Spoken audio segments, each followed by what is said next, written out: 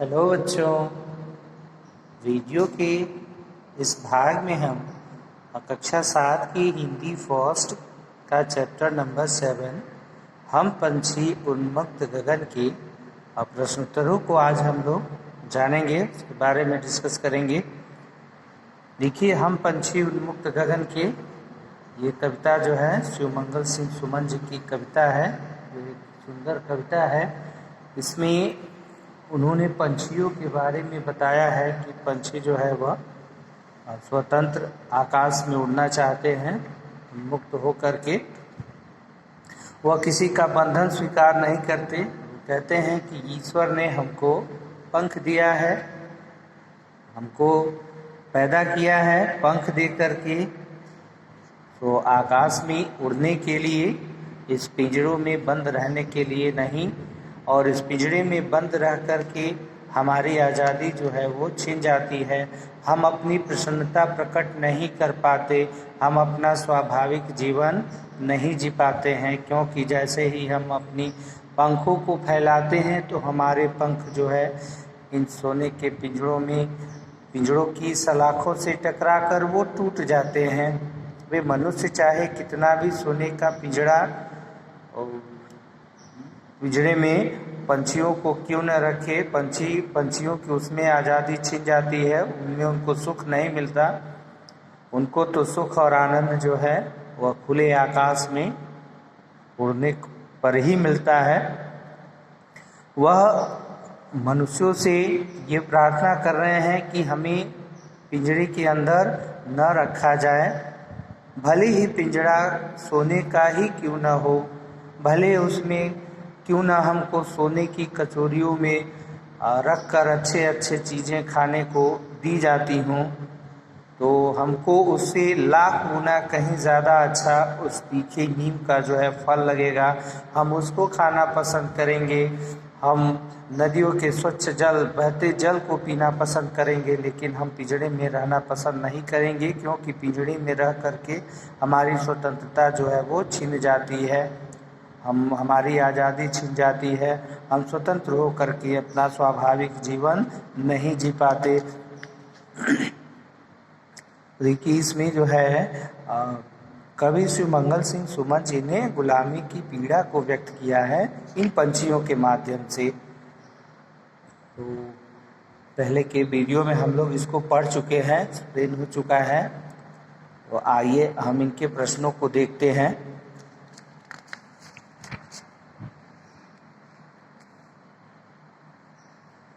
देखिए, इनमें कुछ मौखिक प्रश्न दिए हुए हैं, इन प्रश्नों को हम जान लें।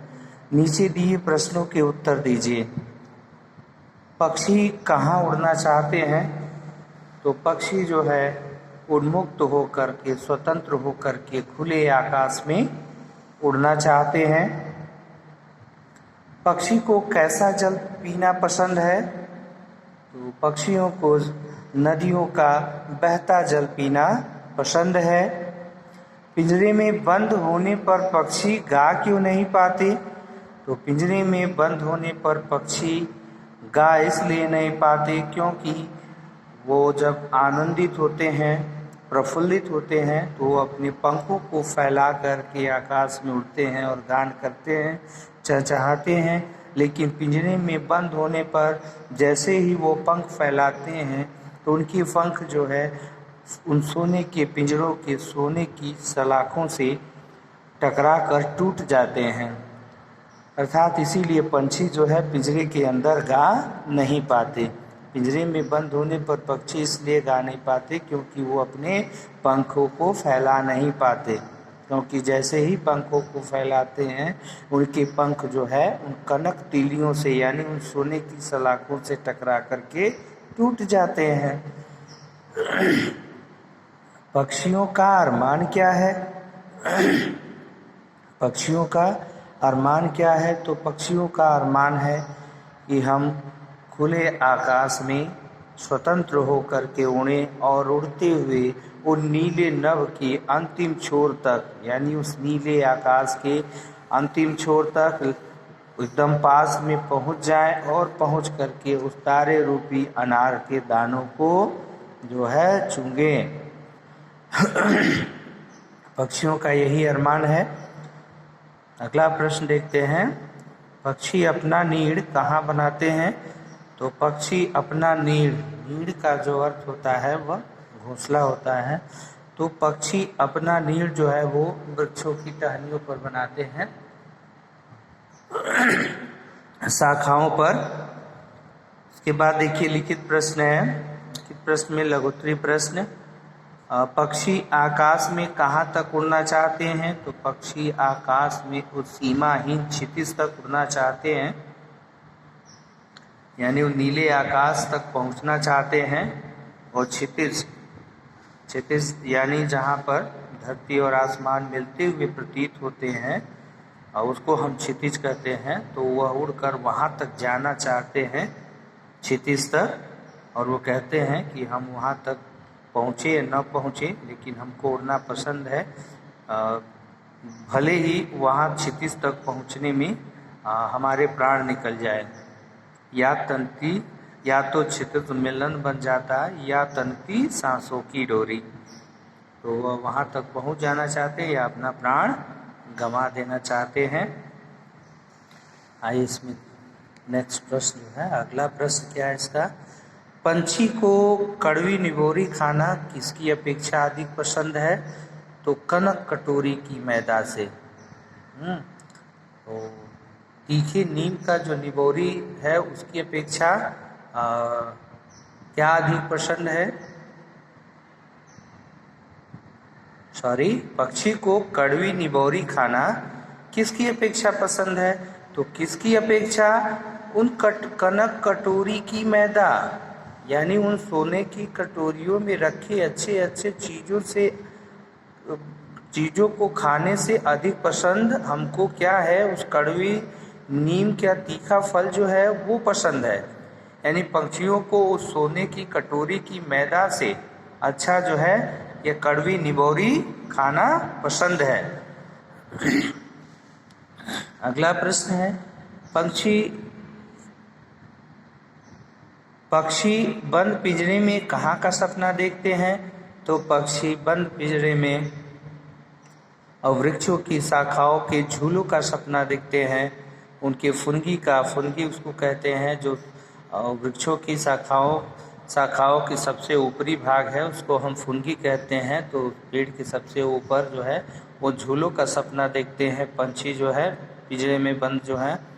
पिंजरे में बंद होने पर पक्षी क्या नहीं कर पाएंगे? पिंजरे में बंद होने पर पक्षी जो है वह स्वतंत्र हो करके उड़ नहीं पाएंगे, अपना जो स्वाभाविक जीवन है उसको जी नहीं पाएंगे। वह जो है उड़ करके उन आकाश तक नहीं पहुंच पाएंगे, तारे रूपी अनार के दानों को नहीं खा पाएंगे। उनके लिए जो है पेड़ों पर बैठना झूलना उनके लिए सपना हो जाएगा। तो पिंजरे में बंद होने पर पक्षी ये सब नहीं कर पाएंगे और बंदी बन करके रह जाएंगे। अर्थात पंछी जो है पिंजरे में बंद होने पर स्वतंत्र हो करके खुले आसमान में उड़ नहीं पाएंगे, अपनी स्वेच्छा से नदियों का जल नहीं पी पाएंगे और अपनी स्वेच्छा से जो है अपने खाने की जो चीज़ें हैं जिसको वो पसंद करते हैं उसको भी नहीं खा पाएंगे और न ही उड़ करके उस नीले आकाश तक पहुंच पाएंगे तारे रूपी अनार के दानों को खाने के लिए ही। तो ये सारी चीज़ें पक्षी पिंजरे में बंद होने पर नहीं कर पाएंगे। अब दीर्घोत्तरी प्रश्न है कि दीर्घोत्तरी प्रश्न में स्वतंत्र रहकर पक्षी क्या क्या करना पसंद करते हैं? तो स्वतंत्र रहकर पक्षी जो है खुले आकाश में उड़ना चाहते हैं, खुले आकाश में गान करना चाहते हैं, स्वतंत्र होकर के रहना चाहते हैं और नदियों के बहते जल को पीना पसंद करते हैं, नीम के तीखे फल को खाना पसंद करते हैं और उड़ करके वह जो है क्षितिज तक पहुंचना चाहते हैं, उनसे प्रतिस्पर्धा करना चाहते हैं, कंपटीशन करना चाहते हैं। इन पंखों की होड़ा होड़ी होती सीमाहीन क्षितिज से, इन पंखों की होड़ा होड़ी या तो क्षितिज मिलन बन जाता या तंती सांसों की डोरी। तो स्वतंत्र रहकर पक्षी यही सब करना चाहते हैं। कि उस क्षितिज तक पहुंच जाना चाहते हैं उड़ करके, और या तो उड़ते उड़ते जो है अपने प्राण देना पसंद करते हैं, लेकिन पिंजरे में रहना पसंद नहीं करते। इस कविता के माध्यम से कवि क्या कहना चाहते हैं? और इस कविता के माध्यम से देखिए यह गुलामी की पीड़ा व्यक्त की गई है यहाँ पे। तो कोई भी गुलाम नहीं रहना चाहेगा, कोई भी अपनी आज़ादी जो है खोना नहीं चाहता। कहना इस कविता के माध्यम से कवि क्या कहना चाहता है? तो इस कविता के माध्यम से कवि सोहनलाल द्विवेदी जी ये कहते हैं कि हमें जो है पंछियों को पिंजरे में कैद करके नहीं रखना चाहिए, क्योंकि पिंजरे में कैद करके रखने से उनकी स्वतंत्रता जो है वो छिन जाती है। उनके स्वाभाविक जीवन जीने में जो है हम बाधा उत्पन्न करते हैं इस प्रकार से, और उनको जो है उनकी सारी खुशी नष्ट हो जाती है, वो अपना स्वाभाविक जीवन नहीं जी पाते। चूँकि मनुष्यों की तरह पक्षियों को भी स्वतंत्रता चाहिए, जैसे कि हम मनुष्य स्वतंत्र रहना चाहते हैं, उसी तरह पक्षी भी स्वतंत्र रहना चाहते हैं। सोने के पिंजरे में कैद होने पर भी पक्षी क्यों प्रसन्न नहीं है? अब सोने के पिंजरे में कैद होने पर भी पक्षी क्यों प्रसन्न नहीं है? भाई कैद तो कैद है, चाहे भले वो पिंजरा सोने का ही क्यों ना हो, क्योंकि सोने के पिंजरे में भी कैद होने पर भी उनकी आज़ादी जो है वो छिन जाती है। चाहे भले ही पिंजरा सोने का क्यों ना हो, उनकी आज़ादी जो है छिन जाती है और वह प्रसन्न नहीं रह सकते। वो अपनी स्वेच्छा से कोई कार्य नहीं कर सकते और गुलामी की जंजीरों में बंद करके रह जाते हैं। तो प्रश्न ये है, सोने के पिंजरे में कैद होने पर भी पक्षी क्यों प्रसन्न नहीं है? तो सोने के पिंजरे में कैद होने पर भी पक्षी इसीलिए नहीं प्रसन्न है क्योंकि उस सोने के पिंजरे में भी उनकी आज़ादी जो है उनसे छिन गई है, उनकी स्वतंत्रता समाप्त हो गई है। वो अपनी स्वेच्छा से कहीं आ जा नहीं सकते, आकाश में उड़ नहीं सकते, अपनी प्रसन्नता उस पिंजरे के अंदर व्यक्त नहीं कर सकते। इसीलिए उनको सोने का पिंजरा भी पसंद नहीं है, क्योंकि उस सोने के पिंजरे में जब भी वो अपने पर फैलाते हैं तो उनके पर जो है, उनके पंख जो है उन कनक तीलियों यानी उन सोने की सलाखों से टकरा करके टूट जाते हैं उनके पंख। इसलिए वह उस सोने के पिंजरे को भी पसंद नहीं करते हैं।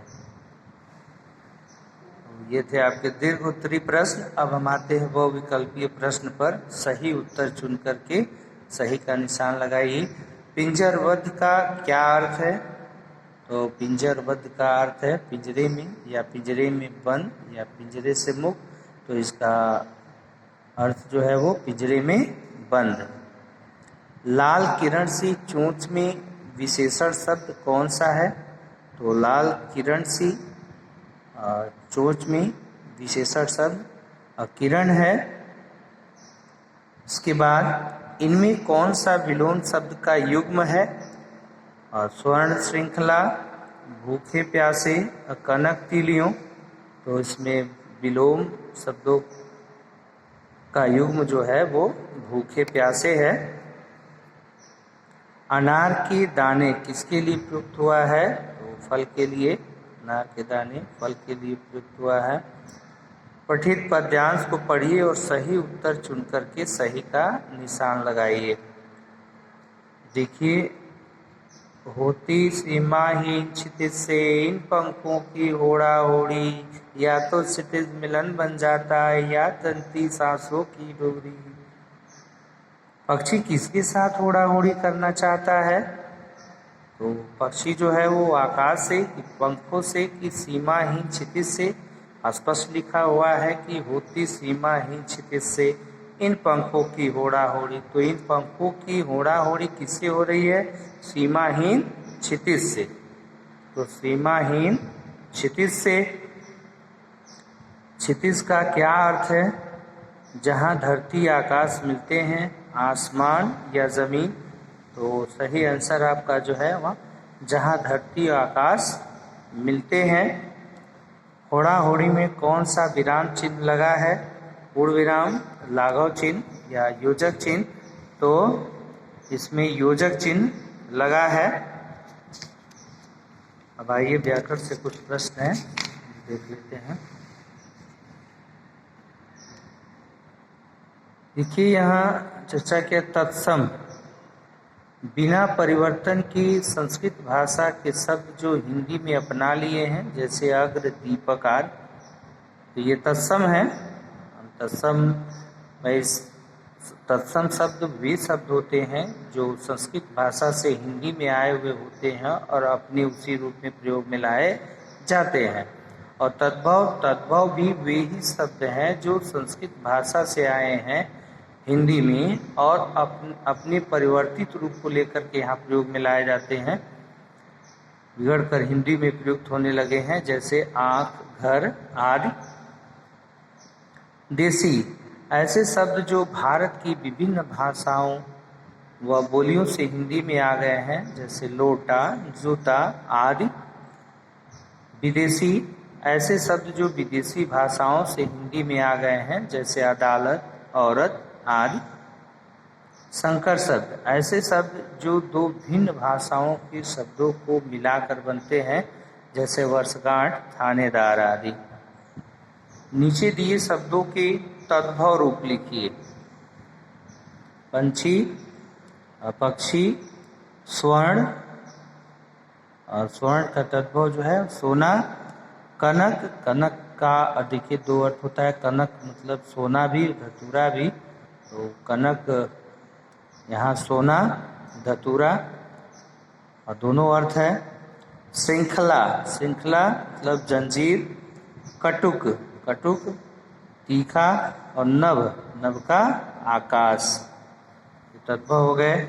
अब हम आते हैं प्रश्न नंबर इस ख पर। नीचे दिए देसी और विदेशी शब्दों को सही जगह पर लिखिए। देखिए देसी, पहले देसी शब्दों को जान लेते हैं। जैसे लाठी, लाठी, चारपाई, और लीची, जहाज, पगड़ी, जूता, ये देसी शब्द हैं। और विदेशी शब्द जो है वो चाय, और फकीर, कानून, गलीचा, और सिगरेट, ग्लास, ये शब्द हैं। अब आगे देखिए, और कुछ विलोम शब्द हैं कि नीचे दिए शब्दों के विलोम शब्द लिखिए, यानी अपोजिट लिखना है, ठीक इसका उल्टा। भूख, प्यास, बंधन, मुक्त, टूटना, जुड़ना, सीमाहीन, सीमाहीन सीमित, नभ, भूमि, मिलन, मिलन का अपोजिट जो है जुदाई। कटुक, कटुक मीठा, कटुक मतलब कड़वा, तो मीठा, इसका विलोम है।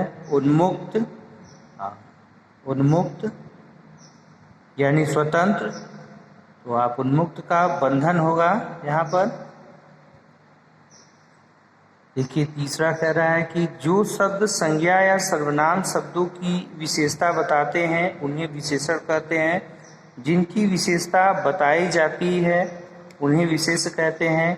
जैसे कनक तीलियां, इसमें तीलियां विशेष है तथा कनक विशेषण। देखिए विशेषण और विशेष, जो शब्द संज्ञा या सर्वनाम की विशेषता बताते हैं उन्हें हम विशेषण कहते हैं, और जिसकी विशेषता ये बताते हैं उन्हें हम विशेष्य कहते हैं। नीचे दिए शब्दों में उचित विशेषण या विशेष शब्द लिखिए। तो श्रृंखला है, तो यहाँ स्वर्ण श्रृंखला। कटोरी, तो कनक कटोरी। कटुक, कटुक निबौरी। नीले नभ, आकुल, उड़ान। लाल चोंच, लाल किरण भी कर सकते हैं। उन्मुक्त, उन्मुक्त गगन। सीमाहीन क्षितिज, और प्रफुल्लित पंख।